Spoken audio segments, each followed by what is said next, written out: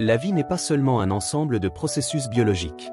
C'est une expérience divine profonde qui va bien au-delà de notre corps physique.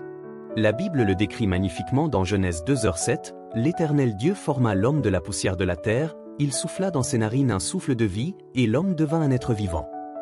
Il ne s'agit pas seulement d'oxygène qui remplit les poumons, c'est le moment où Dieu insuffle son propre souffle, son essence même, à l'humanité, créant ainsi une âme vivante. Mais que se passe-t-il réellement lorsque ce souffle divin quitte le corps? Selon les Écritures, la mort n'est pas seulement une fin physique, mais une profonde transition spirituelle. Ecclésiaste 12h7 le dit clairement, la poussière retourne à la terre d'où elle est sortie, et l'esprit retourne à Dieu qui l'a donné. Autrement dit, le corps retourne à la terre, mais l'esprit, le noyau éternel de notre être, retourne à son Créateur. Cette séparation est ce que la Bible définit comme la mort, non pas la fin de l'existence, mais le début d'une nouvelle réalité. Jésus a souligné cette perspective éternelle dans Matthieu 10h28, « Ne craignez pas ceux qui tuent le corps mais ne peuvent tuer l'âme. Craignez plutôt celui qui peut faire périr l'âme et le corps dans la géhenne. » Ici, l'âme n'est pas seulement un fragment de qui vous êtes, c'est le noyau de votre existence, la partie qui contient vos pensées, votre volonté et votre dessein éternel. C'est un puissant rappel que notre véritable identité n'est pas liée à la chair et aux os, mais au souffle éternel de Dieu en nous. Comprendre cela change tout. Cela signifie que les choix que nous faisons, l'amour que nous partageons et la foi que nous avons ont une signification éternelle. Cela nous permet de passer de la simple survie à une vie pleine de sens, conscient que notre cheminement se poursuit bien au-delà de la mort. Lorsqu'une personne rend son dernier souffle, un événement extraordinaire se produit. Selon la Bible, la mort n'est pas un long tunnel sombre ni un sommeil sans rêve, c'est une transition immédiate vers le monde spirituel. Cette idée est clairement illustrée dans l'un des moments les plus profonds des Écritures, lorsque Jésus, suspendu à la croix, se tourne vers le brigand repentant à ses côtés et lui dit « Je te le dis en vérité, aujourd'hui tu seras avec moi dans le paradis. » Luc 23h43. Remarquez l'urgence, non pas « un jour », mais « aujourd'hui ». Cette seule affirmation remet en question l'idée reçue selon laquelle les âmes errent après la mort. Elle confirme qu'au moment où le corps meurt, l'âme se dirige instantanément vers sa prochaine destination. Pour les croyants, cela signifie être en présence directe de Dieu. Ecclésiaste 12h7 le confirme, la poussière retourne à la terre d'où elle est sortie, et l'esprit retourne à Dieu qui l'a donné. Mais ce n'est pas seulement une pensée réconfortante, c'est une réalité puissante. La Bible présente une image claire de cette transition immédiate dans l'histoire de l'homme riche et de Lazare, Luc 16, 19-31. Dans cette parabole, les deux hommes meurent, mais leurs expériences dans l'au-delà sont radicalement différentes. Lazare, un pauvre mendiant, est transporté par des anges vers un lieu de réconfort aux côtés d'Abraham, tandis que l'homme riche se retrouve lui-même dans les tourments. Tous deux sont pleinement conscients de leur environnement et de leur vie passée, soulignant que la mort n'est pas un état d'inconscience, mais un passage vers une existence nouvelle, pleinement consciente. Ce passage introduit également un détail intrigant, le rôle des anges dans l'accompagnement des âmes. Lazare n'est pas laissé à l'errance ni aux difficultés, il est porté par des anges vers son lieu de repos éternel. Cette image nous rappelle profondément que Dieu a préparé un chemin pour son peuple, même au moment de la mort. Hébreux 1h14 appuie cela, décrivant les anges comme des « esprits au service du ministère envoyés pour exercer un ministère sur ceux qui doivent hériter du salut ». Dans cette optique, la mort pour un croyant n'est pas quelque chose à craindre, mais un pas vers une réalité plus grande, un retour instantané auprès du Créateur. C'est une transition du temporaire à l'éternel, un moment où la foi devient visible et l'espoir pleinement réalisé.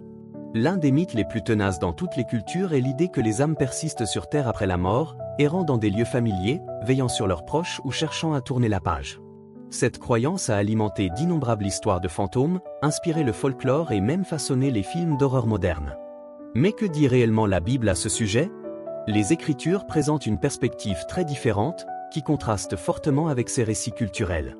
Dans Ecclésiaste 9, 5-6, nous lisons « Car les vivants savent qu'ils mourront, mais les morts ne savent rien, ils n'ont plus de salaire, et même leur nom est oublié. Leur amour, leur haine et leur jalousie ont depuis longtemps disparu, ils ne participeront plus à rien de ce qui se passe sous le soleil. » Ce passage affirme haut et fort, une fois que l'âme quitte le corps, son lien avec les choses terrestres est définitivement rompu. De plus, Hébreux 9h27 ajoute à cette clarté, « Car il est fait pour les hommes une seule mort, après quoi vient le jugement. » Ce verset ne laisse aucune place aux esprits errants ni aux âmes qui persistent. Il confirme qu'après la mort vient le jugement immédiat, et non une existence fantomatique. Même les récits bibliques qui pourraient sembler des exceptions ne soutiennent pas l'idée que les âmes restent sur terre. Prenons, par exemple, l'histoire du roi Saul et de l'esprit du prophète Samuel dans 1 Samuel 28. Dans cet épisode inhabituel, Saul, désespéré de trouver conseil, cherche un médium pour invoquer l'esprit de Samuel. À sa grande surprise, le prophète apparaît et délivre un message de jugement. Mais cet événement est largement compris comme une exception unique, permise par Dieu, un acte ponctuel, autorisé par Dieu dans un but précis, et non un événement routinier. Un autre moment souvent mal compris est celui où les disciples voient Jésus marcher sur l'eau dans Matthieu 14h26 et le prennent pour un fantôme. Terrifiés, ils croient voir un esprit. Mais Jésus les rassure aussitôt, « Courage! C'est moi! N'ayez pas peur !» Cette réponse met en évidence une peur humaine courante, et non une approbation biblique des fantômes. Enfin, lors de la transfiguration dans Matthieu 17, 1-3, Moïse et Élie apparaissent aux côtés de Jésus. Il ne s'agit pas d'esprit persistant, mais d'un événement surnaturel délibéré destiné à révéler la nature divine du Christ à ses plus proches disciples. Ces figures ne sont pas des fantômes, mais des êtres glorifiés participant à une révélation céleste. Le message est clair, les âmes humaines ne persistent pas, ne hantent pas et n'errent pas après la mort. Tout phénomène surnaturel interprété comme une rencontre avec des fantômes est mieux compris à travers le prisme du combat spirituel, tel que décrit dans Éphésiens 6h12, un royaume d'anges et de démons, et non d'esprits humains. Cette perspective biblique dissipe non seulement la confusion, mais apporte aussi du réconfort. Elle nous rassure, ceux qui sont morts ne sont pas coincés entre deux mondes ni accablés par des affaires inachevées. Ils sont soit en paix avec leur Créateur, soit en attente du jugement final, comme Dieu l'a ordonné. La Bible enseigne que chaque âme est confrontée au jugement après la mort, à un moment charnière qui définit la destinée éternelle de chaque personne. Il ne s'agit pas d'une possibilité vague et lointaine, mais d'une certitude inscrite dans la trame même des Écritures. Hébreux 9h27 l'énonce clairement, de même, il est réservé aux hommes de mourir une seule fois, après quoi ils sont jugés. Il n'y a pas de seconde chance, pas de retour en arrière, ni d'échappatoire caché. Les décisions que nous prenons dans cette vie se répercutent dans l'éternité. Mais qu'est-ce que ce jugement exactement? La Bible décrit deux jugements distincts. Le jugement immédiat qui a lieu à la mort et le jugement final, global, à la fin des temps. 1. Le jugement immédiat après la mort. Lorsqu'une personne meurt, son âme entre immédiatement dans un état de conscience, pleinement consciente de sa condition spirituelle. Ceci est illustré de manière frappante par la parabole de l'homme riche et de Lazare, Luc 16, 19-31. Dans ce récit, l'homme riche se retrouve dans un lieu de tourment, pleinement conscient de sa souffrance et regrettant profondément ses choix. Pendant ce temps, Lazare, un pauvre mendiant, trouve du réconfort auprès d'Abraham. Cette scène illustre clairement le sort de l'âme est déterminé au moment où elle quitte le corps. Paul fait écho à cette réalité dans 2 Corinthiens 5h8 lorsqu'il déclare « Nous sommes pleins de confiance, je le dis, et nous préférions quitter ce corps et demeurer auprès du Seigneur. » Pour ceux qui ont placé leur foi en Christ, la mort est un retour immédiat, un passage direct en la présence de Dieu. 2. Le jugement dernier ou le grand trône blanc. Si le jugement immédiat détermine l'état temporaire d'une âme, le jugement dernier scelle son destin éternel. Cet événement, souvent appelé le « jugement du grand trône blanc », est décrit dans Apocalypse 20, 11-15. Dans cette scène poignante, Jean écrit « Puis je vis un grand trône blanc, et celui qui était assis dessus. La terre et le ciel s'enfuirent devant lui, et il n'y eut plus de place pour eux. Et je vis les morts, les grands et les petits, qui se tenaient devant le trône. Des livres furent ouverts. Un autre livre fut ouvert, celui de la vie. Les morts furent jugés selon leurs œuvres, selon ce qui était écrit dans ces livres. Ce jugement dernier ne concerne pas de simples erreurs ou manquements moraux, il s'agit d'un examen divin de chaque choix, de chaque action et de chaque parole prononcée. Pour ceux dont le nom ne figure pas dans le livre de vie, ce jugement mène à une séparation tragique d'avec Dieu, décrite comme l'étang de feu, un lieu d'isolement et de regret éternel. 3. L'équilibre entre justice et miséricorde. Il est crucial de comprendre que le jugement de Dieu n'est ni arbitraire ni cruel. Il est l'expression ultime de sa justice parfaite. En même temps, il reflète son profond désir de réconciliation. Jean 3h16 exprime clairement ce sentiment, « Car Dieu a tant aimé le monde qu'il a donné son Fils unique, afin que quiconque croit en lui ne périsse point, mais qu'il ait la vie éternelle. » C'est le grand paradoxe de l'Évangile, un Dieu à la fois juste et miséricordieux, offrant un chemin vers la vie éternelle tout en tenant chaque âme responsable de ses choix. C'est un puissant rappel que les décisions que nous prenons dans cette vie ont des conséquences éternelles. Le concept de résurrection n'est pas seulement une métaphore réconfortante dans la Bible, c'est une promesse fondamentale, une garantie divine que la mort n'est pas la fin. Pour les croyants, c'est l'un des aspects les plus profonds et porteurs d'espoir de la foi chrétienne. C'est l'assurance que notre corps physique, bien que fragile et temporaire, sera un jour transformé en quelque chose de glorieux, d'impérissable et parfaitement adapté à la vie éternelle. La seconde venue du Christ. La résurrection est étroitement liée à la seconde venue de Jésus-Christ, une doctrine centrale de la foi chrétienne.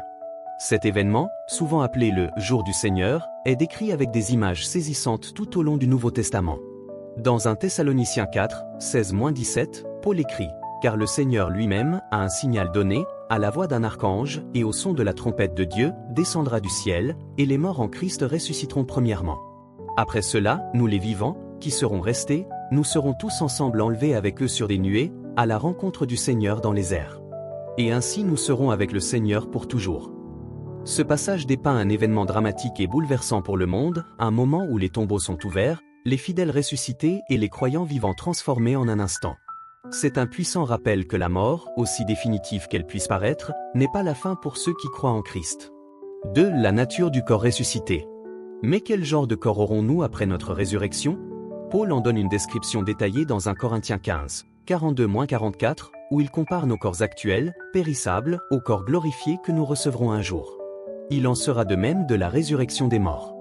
Le corps semé est périssable, il ressuscite impérissable. Il est semé déshonoré, il ressuscite glorieux. Il est semé faible, il ressuscite puissant. Il est semé corps animal, il ressuscite corps spirituel. Cette transformation est profonde. Elle signifie que toutes les limitations que nous subissons dans notre corps actuel ou maladie, vieillissement, faiblesse physique, seront définitivement abandonnées. Nos corps ressuscités seront parfaitement adaptés à une existence éternelle, reflétant la gloire de Dieu sans les défauts et les fragilités de ce monde déchu. 3. Le jugement du grand trône blanc. Cependant, la résurrection ne se limite pas à la restauration physique. Elle marque aussi le moment ultime de la responsabilité de chaque âme. Apocalypse 20, 11-15 décrit cet événement capital comme le « jugement du grand trône blanc ». Dans cette scène, tous les morts, justes et injustes, se tiennent devant Dieu pour être jugés selon leurs actes. Et je vis les morts, les grands et les petits, debout devant le trône. Des livres furent ouverts. Un autre livre fut ouvert, celui qui est le livre de vie. Les morts furent jugés selon leurs œuvres, d'après ce qui était écrit dans ces livres.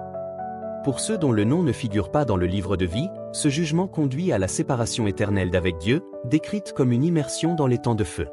C'est un rappel poignant que si la grâce de Dieu est immense, sa justice est tout aussi implacable. 4. La séparation finale. À ce stade, chaque âme atteint sa destination éternelle. Pour les croyants, cela signifie entrer dans un nouveau ciel et une nouvelle terre, un lieu où Dieu lui-même habitera parmi son peuple, essuyant toute larme et abolissant la mort pour toujours. Apocalypse 21, 3-4.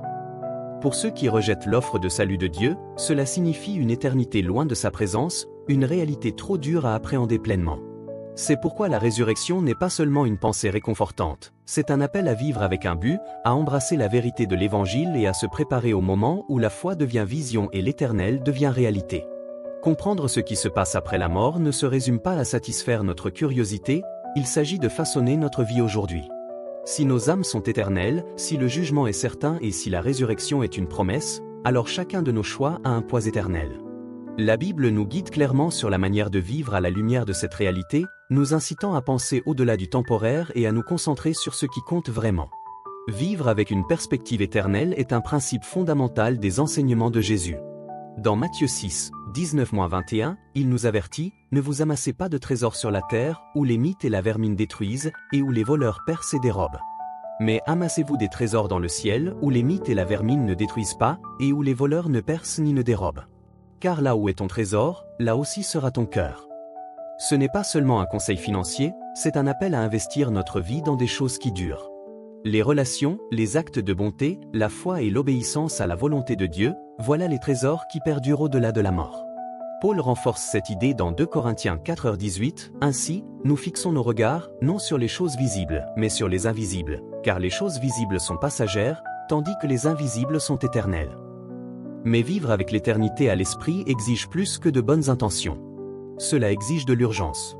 Jacques 4h14 nous rappelle brutalement la fugacité de notre existence, vous ne savez même pas ce qui arrivera demain. Qu'est-ce que votre vie ? Vous êtes une brume qui paraît pour un peu de temps, puis disparaît.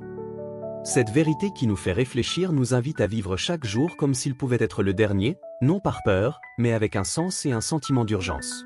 Les Écritures soulignent également la nécessité d'une foi sincère, de la repentance et de l'obéissance. Dans Jean 14h15, Jésus déclare clairement « Si vous m'aimez, gardez mes commandements ». Il ne s'agit pas de gagner le salut, mais de vivre d'une manière qui reflète notre amour pour Dieu et notre compréhension de ses promesses éternelles. La vraie foi n'est pas une simple croyance intellectuelle, mais une relation transformatrice qui transforme notre façon d'agir, de parler et de penser. Dieu ne nous a pas laissés seuls sur ce chemin. Il nous a donné le Saint-Esprit comme guide, consolateur et garant de ce qui est à venir. Éphésiens 1, 13-14 décrit ce partenariat divin. En croyant, vous avez été marqués en lui d'un sceau, le Saint-Esprit qui avait été promis, qui est un gage de notre héritage pour la rédemption de ceux qui lui sont acquis, à la louange de sa gloire. Cela signifie que nous ne nous préparons pas seulement seuls pour l'éternité, nous sommes préparés par Dieu lui-même, façonnés et affinés pour le jour où notre foi deviendra visible. Enfin, cette perspective transforme notre façon d'affronter les épreuves et la souffrance. Paul, qui a enduré d'immenses épreuves, a écrit dans Romains 8h18 « J'estime que les souffrances présentes ne sauraient être comparées à la gloire à venir qui sera révélée pour nous. » Comprendre que nos difficultés sont temporaires et que notre avenir est assuré nous donne la force d'endurer, le courage de tenir bon et l'espoir d'aller de l'avant. Vivre avec l'éternité à l'esprit transforme tous les aspects de notre vie. Cela modifie nos priorités, façonne nos décisions et nous donne un but clair. Cela nous rappelle que nous ne sommes pas que de passage dans ce monde, mais que nous nous préparons à quelque chose de bien plus grand, une demeure éternelle auprès de celui qui nous a créés. En ce qui concerne l'après-mort, les idées fausses sont omniprésentes. Ces malentendus proviennent souvent d'un mélange de mythes culturels, de médias populaires et de spéculations personnelles, mais la Bible offre une image claire et cohérente qui dissipe la confusion.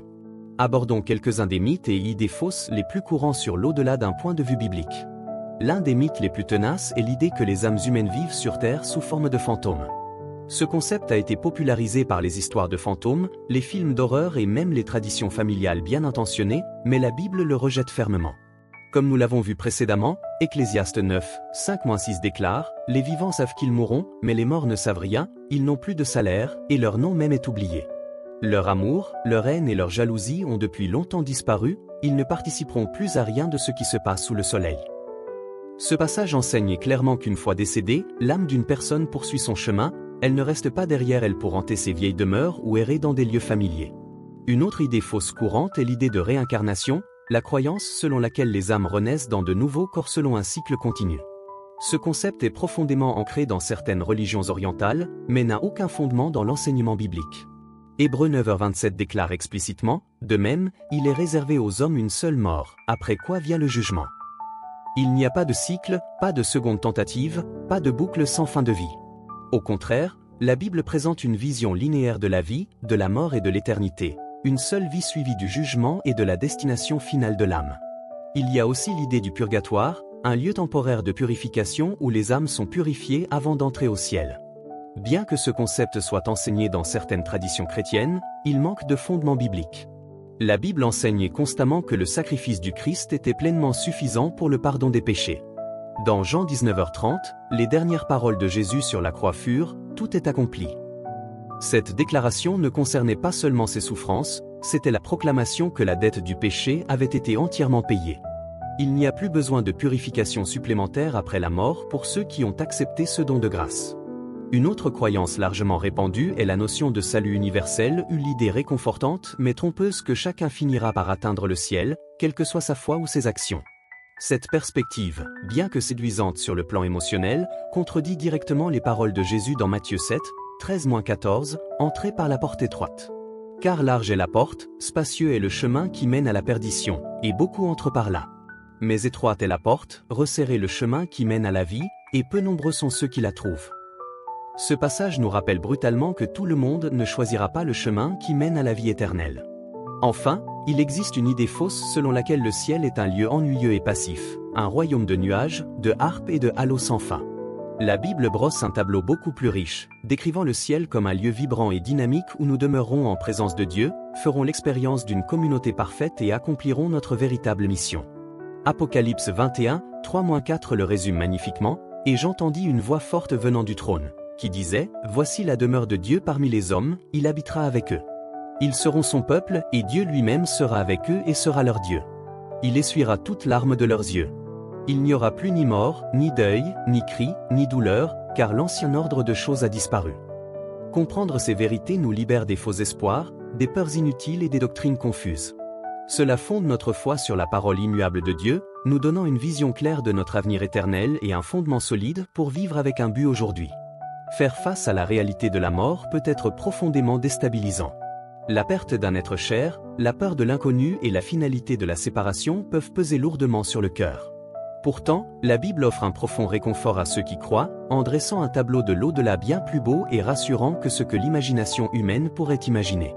Premièrement, la Bible promet que la mort n'est pas la fin, mais une porte vers la vie éternelle en présence de Dieu. Jésus lui-même a exprimé cette vérité réconfortante dans Jean 14, 2-3, « La maison de mon Père a beaucoup de demeures, autrement, vous aurais-je dit que je vais vous préparer une place ? Et, lorsque je m'en serai allé, et que je vous aurai préparé une place, je reviendrai, et je vous prendrai avec moi, afin que là où je suis, vous aussi, vous y soyez. » Il ne s'agit pas d'un espoir vague et abstrait, mais d'une promesse concrète de celui qui a vaincu la mort elle-même. Cette promesse inclut l'espoir de retrouver ceux qui nous ont précédés. Dans 1 Thessaloniciens 4, 13-18, Paul rassure les croyants qui pleurent la perte d'être chers, « Nous ne voulons pas que vous soyez dans l'ignorance au sujet de ceux qui dorment dans la mort, afin que vous ne vous affligiez pas comme les autres hommes, qui n'ont point d'espérance. Car le Seigneur lui-même, à un signal donné, à la voix d'un archange, et au son de la trompette de Dieu, descendra du ciel, et les morts en Christ ressusciteront premièrement.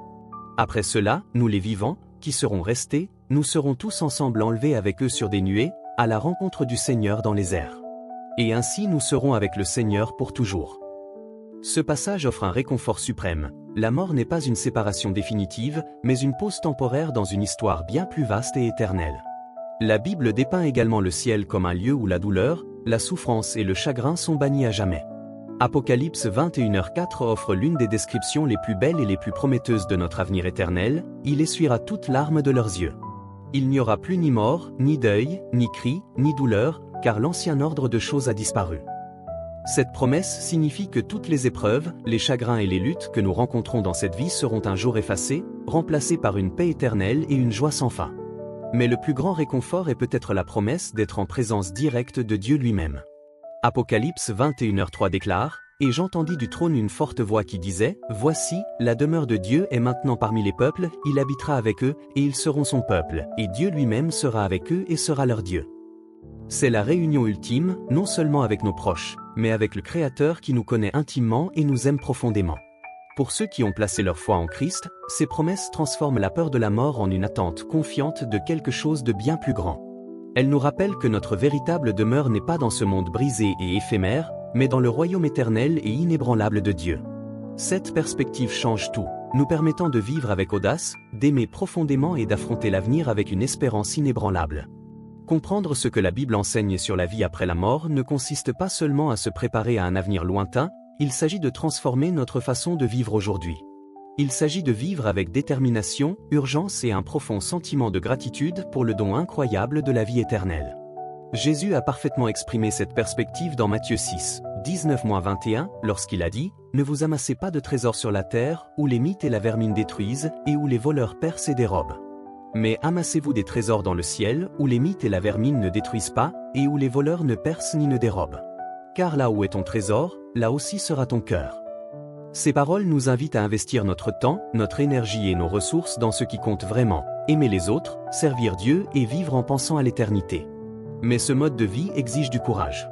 Il s'agit de résister à la tentation de courir après des plaisirs éphémères ou un succès passager, et de se concentrer plutôt sur les récompenses éternelles qui attendent ceux qui suivent fidèlement le Christ. Il s'agit de vivre chaque jour avec la conscience que chaque parole que nous prononçons, chaque choix que nous faisons et chaque acte de bonté que nous accomplissons résonne dans l'éternité. Paul a renforcé cet état d'esprit dans 2 Corinthiens 4h18, nous rappelant, « Ainsi, nous fixons nos regards, non sur les choses visibles, mais sur les invisibles. Car les choses visibles sont passagères, tandis que les invisibles sont éternelles. » C'est la clé d'une vie pleine de sens, une vie qui regarde au-delà des difficultés du présent et perçoit la réalité plus grande et éternelle qui nous attend. Si vous lisez ceci et ressentez le poids de l'incertitude, ou peut-être la douleur d'une perte, sachez que vous n'êtes pas seul. Dieu vous voit. Il connaît votre douleur, vos doutes et vos peurs. Et il a préparé une place pour vous, un lieu où chaque larme sera essuyée, chaque blessure guérie et chaque cœur guéri. Prière pour le réconfort et l'espoir. Père céleste, merci pour la promesse de la vie éternelle. Merci de nous aimer si profondément que tu as envoyé ton Fils mourir à notre place, afin que nous puissions vivre éternellement en ta présence. Pour ceux qui sont en deuil, apporte-leur du réconfort. Pour ceux qui ont peur, emplis-les de ta paix. Et pour ceux qui se sentent perdus, rappelle-leur ton amour éternel. Puissions-nous vivre chaque jour avec l'éternité au cœur, confiant que notre avenir est entre tes mains. Au nom de Jésus, Amen. Si ce message a touché votre cœur, vous a réconforté ou a éveillé votre esprit, je vous invite à rejoindre notre communauté en vous abonnant.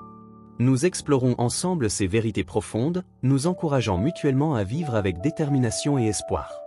Vous êtes les bienvenus ici, tels que vous êtes. Merci de faire partie de ce voyage. Puissiez-vous marcher dans la lumière de son amour éternel, aujourd'hui et toujours.